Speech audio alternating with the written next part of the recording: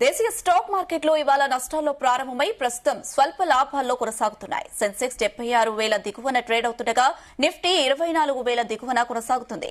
Bullion మార్కెట్ల విషయానికి వస్తే వెండి, బంగారం ఇవాళ స్వల్పంగా తగ్గాయి. 24 క్యారెట్ల 10 గ్రాముల బంగారం ధర దాదాపు ₹100 తగ్గింది. ఇక వెండి రేటు ₹1,000 పెరిగింది.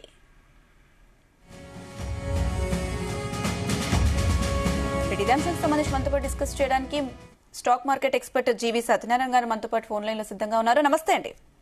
నమస్తే అనుష. నిన్న చూసుకుంటే నష్టాల్లో క్లోజ్ అయ్యాయి దేశీయ మార్కెట్లు. మరి ఇవాళ నష్టాల్లో ప్రారంభమే ప్రస్తుతం స్వల్ప లాభాలతో అయితే కొనసాగుతున్నాయి. క్లోజింగ్ ఎలా ఉండే అవకాశాలు ఉన్నాయంటారు? ఓకే, ఇప్పుడు 130 పాయింట్లు ప్లస్ లో ఉంది. 76,000 దాటింది. 76,140లో ట్రేడ్ అవుతుంది. ఓకే, సిల్వర్ ఒక 2,000 దాకా పెరిగింది. గోల్డ్ మాత్రం కొంచెం ఒక 200 మైనస్ లోనే ట్రేడ్ అవుతుంది. అయితే ఇక్కడ చర్చలు అవుతున్నాయి, యుద్ధం జరుగుతుంది. అది న్యూస్ అనమాట. దాంతో ఈ ముడి చమురు ఏదైతే ఉందో అక్కడే ఉన్న $90 ట్రేడ్ అవుతుంది. ఇది మెయిన్ రీజన్ అనమాట. అంటే ఇక్కడ ఏం జరుగుతుంది, పేరుకి చర్చలు, మళ్ళీ యుద్ధం. అంటే ఇక్కడ ఏం జరుగుతుంది అంటే ఏమీ లేదు, అంటే న్యూస్ లేదు, అదొకటి. ఇక రెండోది ఇవాళ బిఎస్సి క్లోజింగ్ డే, అంటే రేపు మంత్లీ ఎక్స్పైరీ ఉంటుంది, వీక్లీ మంత్లీ ఎక్స్పైరీ రేపు. అయితే రేపు బక్రీద్ సెలవుతోటి ఈ రోజే ఎక్స్పైరీ క్లోజింగ్ డే ఉంది. ఏది మే మంత్, ఏది బాంబే స్టాక్ ఎక్స్చేంజ్. అయితే ఎన్ఎస్సి వచ్చి ఈ రోజు ఓపెనింగ్ డే, ఏది మే మంత్ నిన్న అయిపోయింది. ఇప్పుడు జూన్ కి ఓపెన్ అవుతుంది అనమాట. అంటే June month futures opening day కాబట్టి ఇవాళ అయితే న్యూట్రల్ క్లోజ్ అయ్యే అవకాశాలు కనపడుతున్నాయి. ఇకపోతే ఇప్పుడు మళ్ళీ ఇష్యూ ఏంటిది అంటే ఈ చర్చలు జరుగుతూ ఉండి దాడులు జరుగుతున్నాయి. అంటే ఇరాన్ మీద ఏదైతే ఉందో శాంతి ఒప్పందానికి ఒక పక్క నడుస్తుంది. మళ్ళీ ఈ క్షిపణి ప్రయోగ క్షేత్రాలు, ఈ సముద్రంలో సీ మైన్స్ ఏవైతే ఉన్నాయో వాటి మీద దాడులు జరగటం. అయితే ఇరాన్ వాళ్ళ దాడుల నుంచి మళ్ళీ అన్నమాట ఇక్కడ కొంచెం మళ్ళీ లెబనాన్, ఇజ్రాయెల్ మధ్య మళ్ళీ చర్చలు జరుగుతున్నట్టు. మళ్ళీ దాంట్లో వీటితోటి ఒక వార్త. అంటే ఏం జరుగుతుంది, అమెరికాకి ఈ పశ్చిమాసియా ఏదైతే ఉందో ఇవన్నీ సైనిక స్థావరాలకి రక్షణ కవచంగా ఉందని ఇరాన్ సుప్రీం వాళ్ళు, అంటే వాళ్ళు వెళ్ళిపోవాలి అనమాట అక్కడి నుంచి, సైనిక స్థావరాలను ఎత్తేయాలి. అయితే వీళ్ళు ఇక్కడ ఇంకొకటి యురేనియం ఏదైతే ఉందో అది మెయిన్, అదే ఇష్యూ. యురేనియం అప్పగించాలని చెప్పేసి వాళ్ళు ట్రంప్ వాళ్ళు అడుగుతున్నారు. అయితే వీళ్ళు ఒప్పుకుంటున్నట్టుగా ట్రంప్ చెప్తున్నారు. వాళ్ళు మాత్రం ఇంకేమీ ఓకే అన్నట్టుగా ఉంది, కానీ సూత్రప్రాయంగానే. దీంతో మళ్ళీ ఇంకొక న్యూస్ ఏంటిది అంటే ఈ అబ్రహం అని ఒక మెల్కుంది ఒకటి, అదేంటో చూద్దాం. ఈ ఇరాన్ తోటి ఏదైతే చర్చలు జరుగుతున్నాయో అబ్రహం ఒప్పందాలని ఒకటి ఉంది.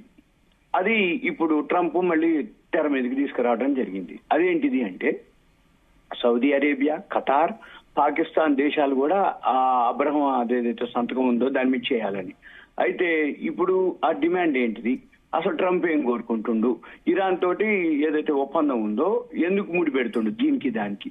అంటే గతంలో ఇజ్రాయెల్, పలు అరబ్ దేశాలు అవన్నీ కూడా సంబంధాలు ఉండేది. అయితే అప్పుడు మధ్యవర్తిత్వం ఏంటంటే అమెరికా చేసేది. ఈ అబ్రహం ఒప్పందాలు ఏంటిదంటే యూదులు, ఇస్లాము, క్రైస్తవ మతాల్లో ఈ అబ్రహామిక్ మూలాలను దృష్టిలో పెట్టుకొని వీటికి ఈ పేరు పెట్టడం జరిగింది. అయితే ఈ అమెరికా అధ్యక్షుడు ట్రంప్ ఎప్పుడైతే ఫస్ట్ అప్పుడు వచ్చినప్పుడు కూడా 2020లో కూడా యుఏఈ, బహ్రెయిన్, సూడాను, మొరాకో ఈ ఒప్పందాలపై సంతకాలు చేశారు. మళ్ళీ ఇప్పుడు దాని మీద ఏదైతే ఉన్నాయో కొన్ని చర్చలు జరుగుతున్నాయి. అక్కడ ఇజ్రాయెల్ హమాస్ యుద్ధం కారణంగా ఆ చర్చలు, ఆ ప్రయత్నాలు జరగలేదన్నమాట. అయితే మళ్ళీ ఇప్పుడు ఏంది, ఈ అబ్రహం ఒప్పందాలపై సంతకాలు చేసే దేశాలు ఏవైతే ఉన్నాయో ఇజ్రాయెల్ ని అధికారికంగా గుర్తిస్తాయన్నమాట. ఈ ఇజ్రాయెల్ ని అధికారికంగా గుర్తించడానికి పాకిస్తాన్ ఒప్పుకోవట్లేదు. ఇవన్నీ చెయ్యాలి అని చెప్పేసి మళ్ళీ మొదలవటం జరిగింది. ఇప్పుడు మళ్ళీ ఈ ఇరాన్ చర్చల్లో ఈ అబ్రహం ఒప్పందాల మీద మళ్ళీ ట్రంప్ బయటకు తీయటం జరిగింది. దీంతో ఏంటిది, ఈ సౌదీ, ఖతార్, ఈ ముస్లిం కంట్రీస్ ఏవైతే ఉన్నాయో, తర్వాత పాకిస్తాన్, తుర్కీ, ఈజిప్టు, జోర్దాన్ వాళ్ళందరూ కూడా దీంట్లో చేరాలనేది వాళ్ళ యొక్క ఉద్దేశం అన్నమాట. అయితే ఈ ఇరాన్ అమెరికా కనుక ఒప్పందం కుదిరితే ఇజ్రాయెల్ కి సంతోషం కలిగించే, అంటే కొంచెం తక్కువే సంతోషం ఏది ఇజ్రాయెల్ కి. అందుకని దాన్ని సంతృప్తి పరచాలనేది అబ్రహం ఒప్పందాలను ట్రంప్ తీసుకొస్తుండనేది ఇప్పుడు న్యూస్ అనమాట. అయితే ఈ దీంట్లో చేరాలి వీళ్ళు, ముస్లిం మెజార్టీ దేశాలు ఈ అబ్రహం ఒప్పందంలో చేరాలి. వాళ్ళు చేరడం అనేది మళ్ళీ డౌట్ అన్నమాట. అందుకని మన మార్కెట్లు రోజు ఈ 60 రోజుల చర్చల్లో ఏంటిది అంటే రోజొక న్యూస్ అన్నమాట. అయితే దీంతో ఈ ముడిచమురు ఏదైతే ఉందో అది అక్కడే ఉంది, న్యూట్రల్. అది ఒక న్యూస్. ఇక గోల్డ్ సిల్వర్ విషయంలోకి వచ్చేటప్పటికి అవి పెద్దగా ఏం న్యూస్ లేదు. ఎందుకు లేదు న్యూస్ అంటే ఎక్స్పైరీ డేట్ల దగ్గరకు వచ్చినాయి. ఇవన్నీ అంతే, ఎన్ఎస్సి అనుకోండి, బిఎస్సి అనుకోండి, గోల్డ్ అనుకోండి, సిల్వర్ అనుకోండి, ఇవన్నీ ఎక్స్పైరీలకు వచ్చేసినాయి దగ్గరికి. అంటే అదొకటి రీజన్. రేపు సెలవు ఉంది మనకి, బక్రీద్.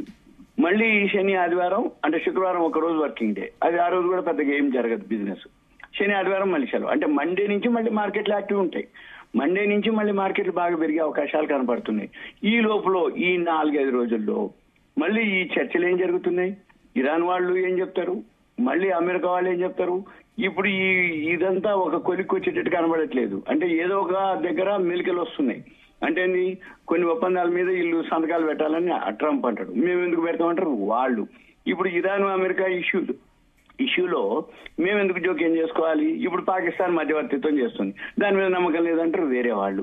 ఇప్పుడు మనతోటి కానీ మనం కానీ చైనా వాళ్ళు కానీ రష్యా వాళ్ళు కానీ ఎంటర్ అయిపోతే మేము ఇరాన్ వాళ్ళు మేము రెడీ అంటారు చర్చలకి. కానీ మన వాళ్ళు పోవద్దు మరి. అంటే ఇరాన్ చైనా వాళ్ళు కానీ రష్యా వాళ్ళు కానీ ఇండియా కానీ మరి చర్చల్లో పాల్గొని మధ్యవర్తిత్వం చేస్తారా తెలియదు. అది ఎప్పుడు జరుగుద్దో తెలియదు. ఈ 60 రోజుల గడువులో ఏమైతుంది, ఇప్పుడు యుద్ధం లేదు అంటారు, చర్చలు అంటారు, చర్చలు జరగవు, జరుగుతున్నాయి అంటారు, అవి ముందుకు పోవు, యుద్ధం జరుగుతుంది అంటారు. ఇక్కడ మళ్ళీ ఇష్యూ తోటి మన మార్కెట్లు డోలాయమానం. అంటే ఏం చేయాలనో తెలియదు, కొనాలనో తెలియదు, అమ్మాలనో తెలియదు.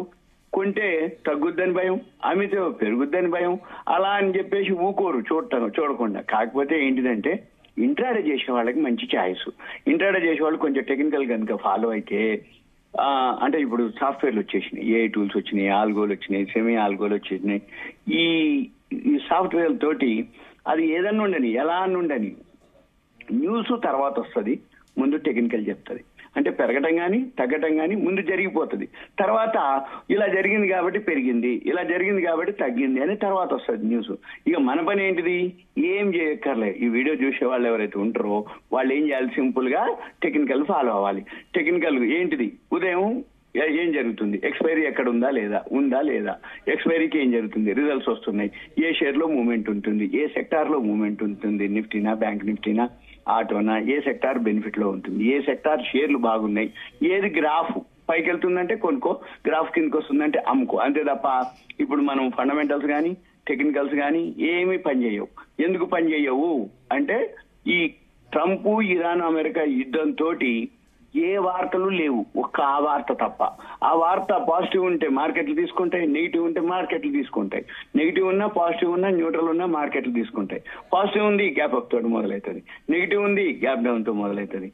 ముందు ఉదయం పూట 9ంటికి ఒక న్యూస్ వస్తుంది, అప్పటికి పెరిగింది, కానీ మళ్ళీ తర్వాత అది నిలబడదు, మళ్ళీ ఫాల్ అవుతుంది.